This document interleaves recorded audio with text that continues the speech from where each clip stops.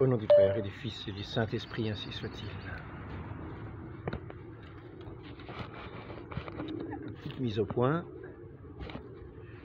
Voilà. Donc, aujourd'hui, je voudrais mettre un petit peu comme une suite. Ce ne sera jamais une conclusion. On pourrait dire comme une suite et une conclusion.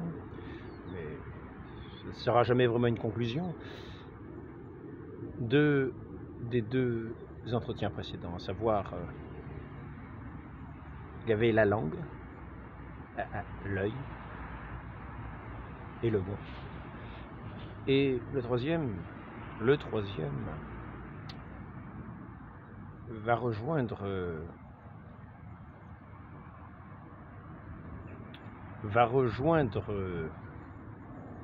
l'évangile de ce troisième dimanche de Carême,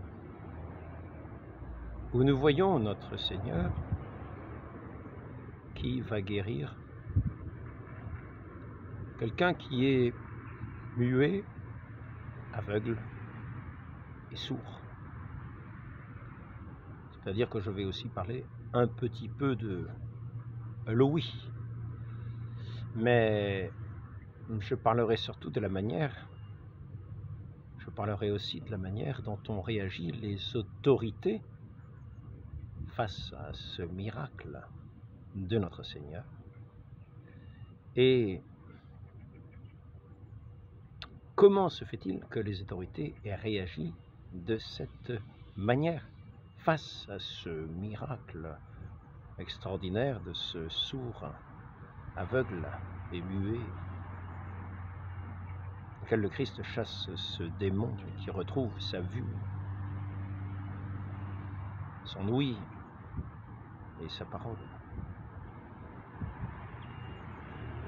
Et en quoi, pourquoi les autorités, voyant ce miracle, déclarent que notre Seigneur ne guérit cet homme que par Belzébuth?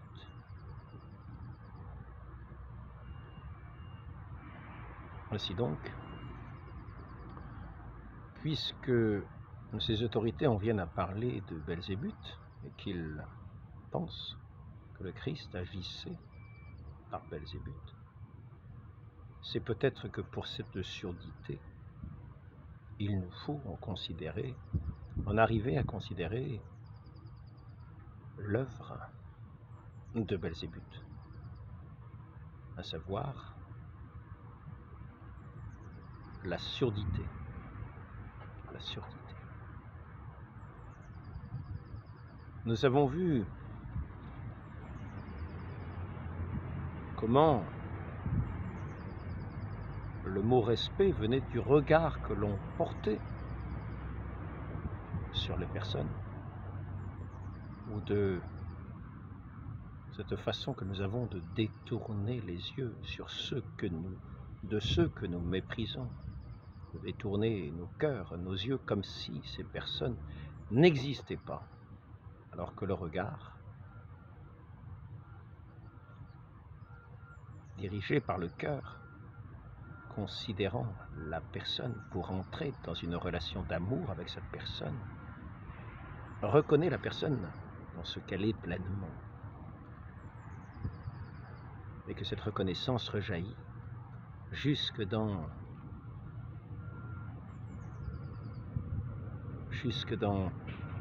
celui qui en est le créateur.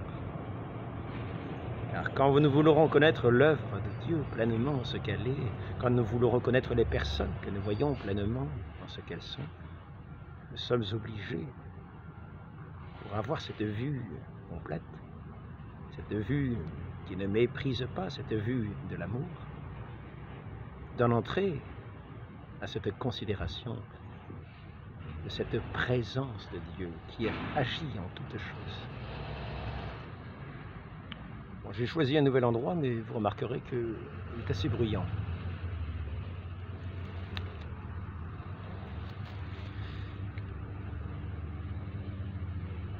Par conséquent,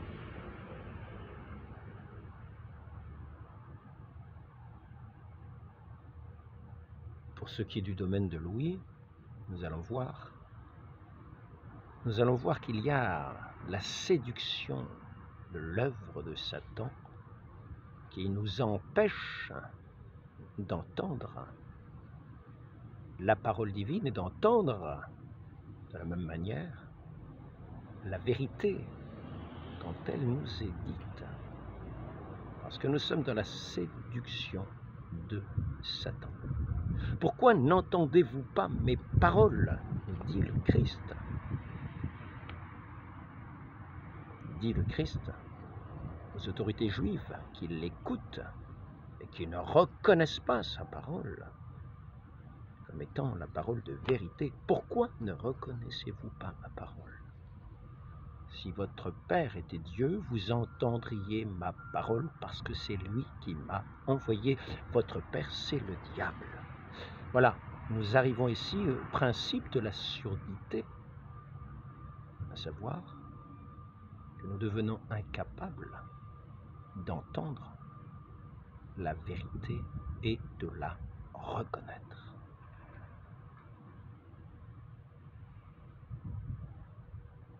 Et il faut savoir que cette surdité nous est arrivée par le premier péché d'Adam.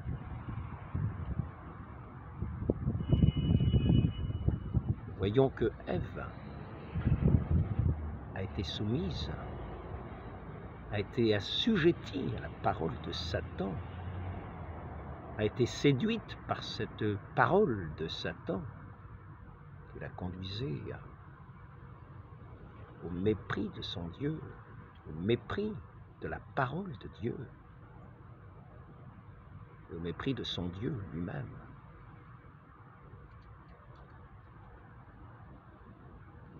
Pour tomber sous la suggestion du diable, de cet esprit trompeur, de cet esprit homicide dès l'origine.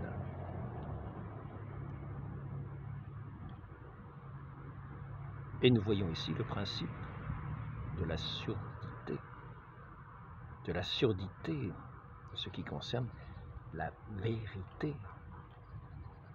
de toute chose, le rejet de la vérité pour tomber dans la tromperie du démon. Le principe du mensonge qui va ensuite entraîner le mépris de la réalité que nos yeux pourraient voir, mais sur lequel ils ne portent plus leur regard. Séduits, ils sont, ces yeux, par le mensonge. Ce cœur séduit par le mensonge porte en lui le mépris de la vérité, le mépris de ceux qui sont les vrais témoins de la vérité, et le mépris aussi de la vérité en ce qui concerne la création elle-même. Nous allons tomber dans une espèce d'autisme, une surdité fondamentale.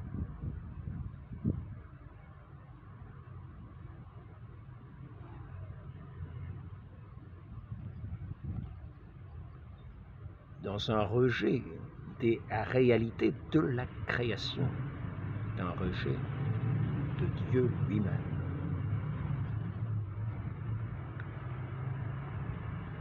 C'est ainsi que nous en arrivons à cet homme qui était possédé d'un démon et qui était muet, aveugle et sourd. Imaginez, il était concrètement muet, aveugle et sourd.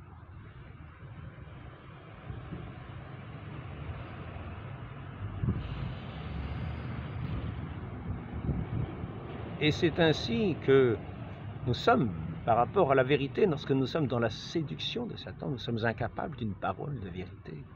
Nous sommes incapables de dire une chose vraie.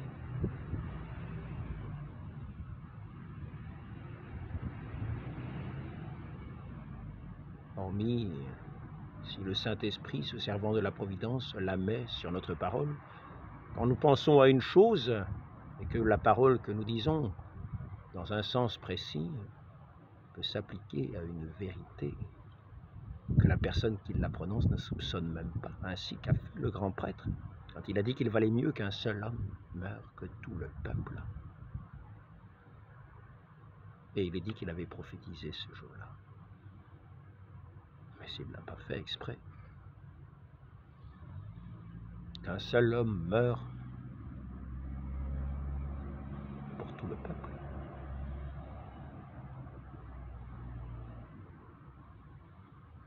Nous sommes de la même façon incapables de considérer de notre regard, de porter ce regard d'amour sur cette création de Dieu, allant jusqu'à Dieu lui-même. Dans cet amour, dans cette reconnaissance, pour rendre à chacun l'honneur qui lui est dû en toutes choses, et à Dieu l'honneur d'être le créateur de toutes choses et de lui rendre grâce en toutes choses pour toutes ses œuvres. Et enfin, sourd à cette parole de vérité, séduit que nous sommes par cet artisan, par ce fabricateur du mensonge, Satan.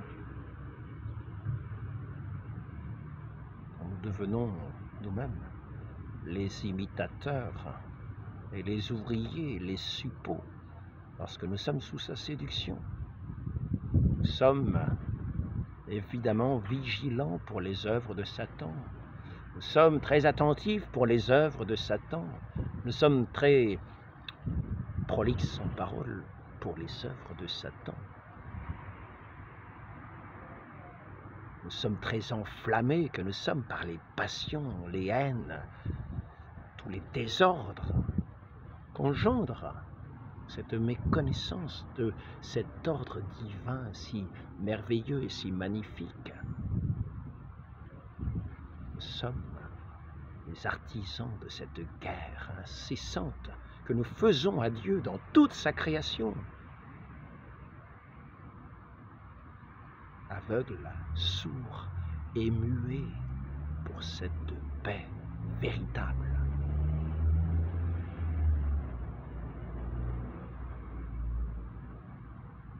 Qui consiste à reconnaître en chaque œuvre de Dieu, chaque œuvre en ce qu'elle est, et à rendre grâce à son Créateur dans un amour que nous lui portons, dans la fidélité à sa parole, dans laquelle notre cœur a fixé sa demeure, son regard, son oreille, tout son être, sachant que ce Dieu qui nous a créés est toute chose, tout bien véritable, le bonheur suprême, souverain, la paix ineffable.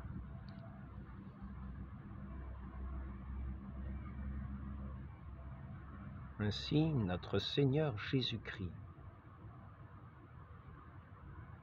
cet artisan de la paix, cet artisan de la création, celui par qui toute chose a été faite, vient devant ce sourd, muet, aveugle, et vient restaurer en lui l'œuvre de la création. Il lui faut chasser cet esprit infect, cet esprit de mort, cet esprit de surdité, cet esprit de haine, cet esprit de querelle, cet esprit de guerre, cet esprit d'aveuglement, cet esprit muet pour la vie. Il lui faut chasser cet esprit de Satan qui est dans cet homme, qui le possède, qui le ravit, qui le séduit. Il le faut le chasser dans sa toute-puissance. Notre Dieu peut évidemment le faire. Et c'est ainsi que, chassant cet esprit mauvais, était protégé d'une certaine manière par les autorités, car toutes les lois, tous ceux qui étaient les maîtres de la loi, tous ceux qui étaient les grands prêtres de la loi,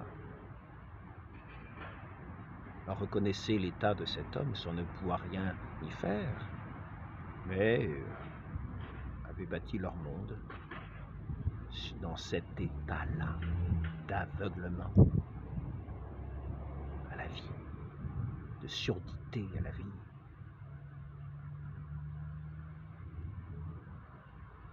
Dans une sorte de fidélité, peut-être formelle, à une certaine forme de loi, peut-être une appropriation de la loi de Dieu, qui n'était plus en lien avec Dieu, qui fait que quand le Christ est arrivé, les grands prêtres, ce peuple qui demeurait dans cet aveuglement, dans cette surdité, qui demeurait muet pour le bien,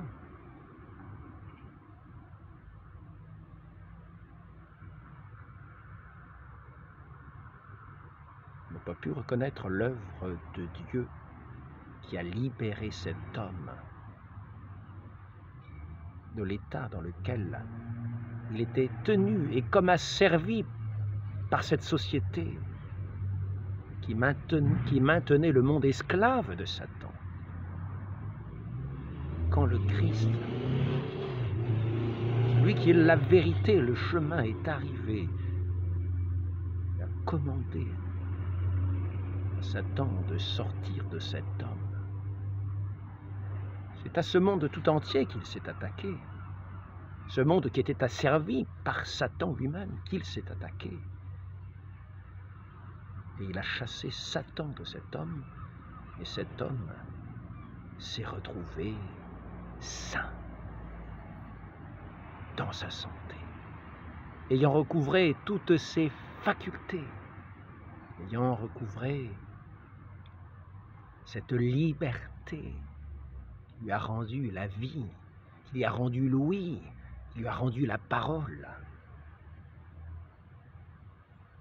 Cette liberté de ceux qui ne sont plus esclaves de Satan. Et que la parole du Christ vient libérer. Mais c'est ici que nous voyons maintenant ces grands prêtres qui étaient les maîtres de cette société qui tenait le monde, leur peuple, dans cet esclavage, pensant qu'ils étaient enfants de Dieu, alors que, comme nous le savons, le Christ leur révèle, ils sont incapables d'entendre la parole de Dieu.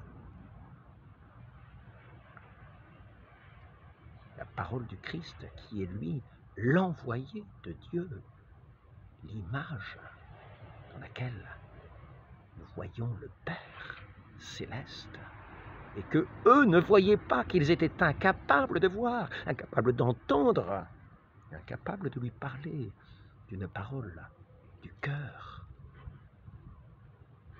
aimable, aimante.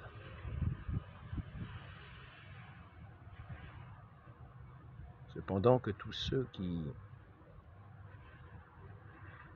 ont su reconnaître la parole du Christ sont devenus ses disciples et ont été émancipés de ceux qui mettaient une emprise sur le peuple de Dieu pour le maintenir esclave de Satan dans l'aveuglement. Le Christ est venu dans cette vallée des ombres, lui qui était la lumière, et la lumière s'est levée dans les ténèbres. Ceux qui étaient disposés à recevoir la lumière ont pu ouvrir les yeux à celui qui est la lumière, et de sa parole l'accueillons accueillant la parole de leur Dieu, qui rendait la vue aux aveugles, ils ont pu parler en vérité.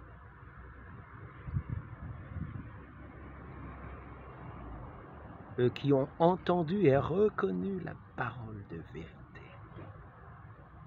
Et ainsi l'esprit de Satan n'a plus eu sur eux d'emprise. Ils ont été libérés de cette emprise.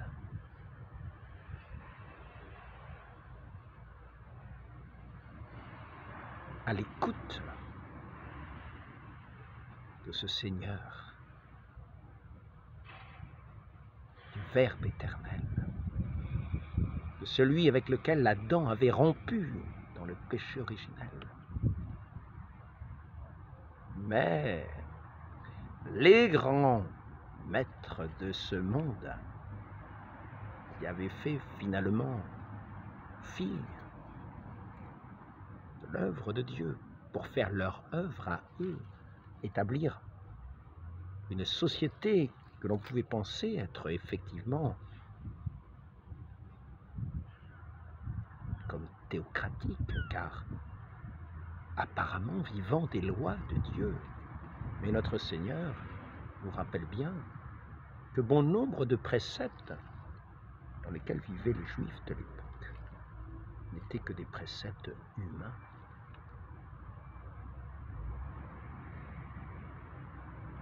Et des préceptes humains qui n'étaient plus à l'écoute des lois divines, comme par exemple celle du mariage indissoluble, de l'union, cette union indissoluble, de ces liens forts de l'amour, forts comme la mort, qui unit l'homme et la femme dans le mariage.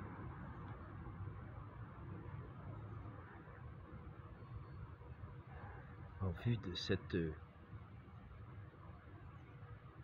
œuvre de la création, pour faire des enfants de Dieu, des enfants qui verront cette gloire éternelle de Dieu,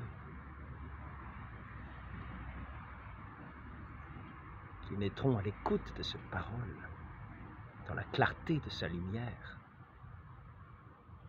dans le chant de sa louange éternelle. Ainsi, ces autorités n'ont pas reconnu l'œuvre de Dieu dans le fait que notre Seigneur Jésus-Christ chassait le démon de cet homme qui le gardait aveugle, sourd et muet. Et ils ont accusé le Christ d'être lui-même possédé du démon, lui qui libérait les hommes de l'emprise du démon.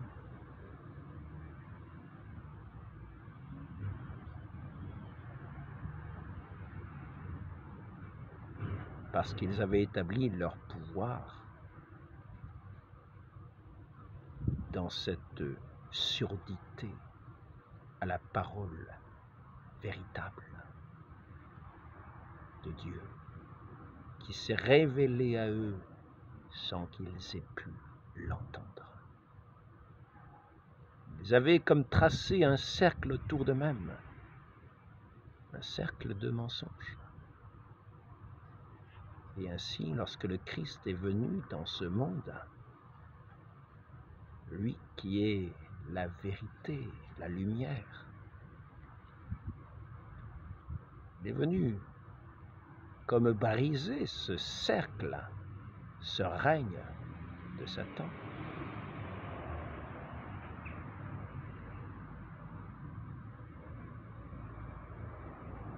Qui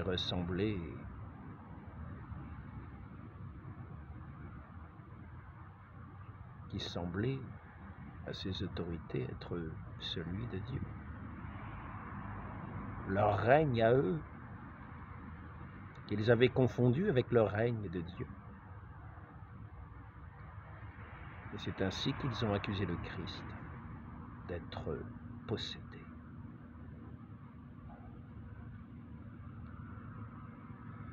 Et nous voyons aujourd'hui, malheureusement, dans nos sociétés qui ont rejeté leur Dieu, depuis en particulier l'œuvre révolutionnaire d'athéisme de ce qu'on appelle l'esprit des Lumières, qui ont à nouveau voulu tracer un cercle de l'exclusion de la vérité. Et ce monde est redevenu sourd, muet et aveugle à la lumière véritable, et ne peut s'empêcher de combattre et d'accuser qui sont en dehors de ce cercle de Satan, alors qu'ils se sont eux-mêmes enfermés ils se sont enfermés dans un monde à l'abri de la lumière véritable, dans un monde véritablement de ténèbres. Le monde régi effectivement par Satan, ce monde insensé qui est incapable d'entendre la vérité, et qui est toujours dans les débats, les querelles, les animosités, les guerres, ce monde de destruction qui détruit tout ce qui est dans son cercle infernal, qui combat tout ce qui est en dehors de ce cercle, et tout ce qui dans ce cercle paraît comme étranger à ce cercle, alors que ce qui est étranger à ce cercle est véritablement du domaine de la lumière. Ainsi faut-il combattre la nature elle-même, qui contredit ses pensées obscures, incapables d'entendre les lois naturelles.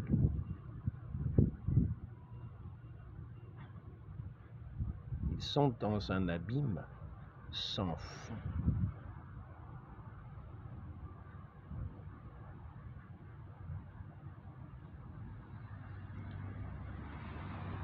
Prions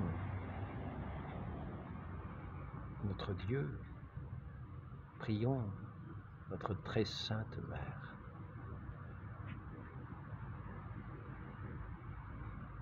En ce jour de Saint Benoît, celui qui est connu pour cette prière d'exorcisme, pour chasser le démon des cœurs et des esprits qu'il veut posséder,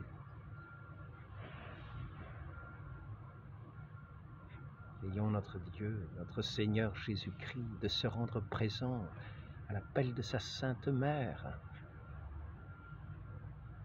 elle qui nous a donné son Fils, pour nous libérer de cette emprise, de cet aveuglement, de cette surdité, de ce mensonge permanent que nous proférons par notre langue. Prions notre très sainte Mère de nous envoyer son Fils pour briser tous ces cercles du mensonge qui s'établissent en société et qui nous maintiennent dans l'aveuglement général et dans le chaos généralisé, se répandant comme un cancer. Et demandons-lui, si nous avons le malheur d'être les victimes de ces sociétés, de trouver et d'appeler des hommes, des femmes, ayant la force de la foi pour s'opposer à ce cercle infernal, afin d'éviter à l'univers entier de s'y précipiter comme dans un abîme sans fond. Sachons, ayant retrouvé la vue, l'ouïe, la parole, nous en servir pour être des artisans de cette lumière de notre Dieu, des libérateurs de l'humanité. C'est la prière. Et des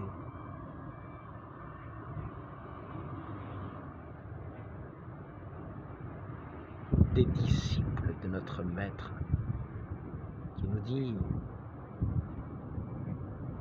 que les enfants sauront ouvrir leur bouche pour chanter les louanges de leur Dieu et qu'ils placent cette louange, notre Seigneur, qu'il place cette louange sur cette langue qui a été si souvent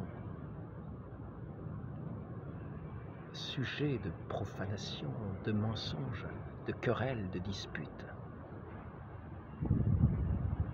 Par l'intercession de la très sainte Vierge Marie, notre Seigneur place sur nos lèvres cette louange éternelle pour plaire à ce Dieu d'amour. Il nous appelle à sa lumière. Ainsi soit-il. Au nom du Père et du Fils et du Saint-Esprit, ainsi soit-il.